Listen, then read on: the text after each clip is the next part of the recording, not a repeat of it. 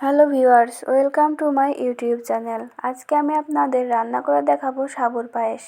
প্রথমে একটা বাসনে দুধ জাল করে নিয়েছি। এরপরে অন্য একটা বাসনে হালকা গরম পানির ভেতরে দিয়ে দিব সাবুদানাগুলো।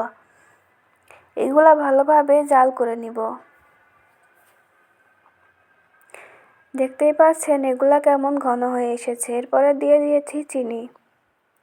আপনারা স্বাদ মতন চিনি দিয়ে দিবেন।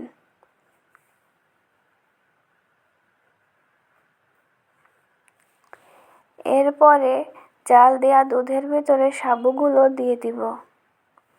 দিয়ে আবারও জাল করে নিয়েছি আমি এই পরিমাণ ঘনত্ব রেখেছি। আপনারা চাইলে আরেকটু ঘন করে জাল দিয়ে নিতে পারেন। ছোট বাচ্চাদের এগুলো যদি খাওয়ানো হয় কিংবা বয়স্ক, এগুলো কিন্তু অনেক পুষ্টিকর খাবার। আপনারা এতে ইচ্ছামতো ফল মিশাতে পারেন। আমি এখানে বেদানা, আঙুর এবং কমলা মিশিয়ে নিয়েছি। সব কিছু মিশিয়ে সুন্দরভাবে তৈরি হয়ে গেল সাবুর পায়েস।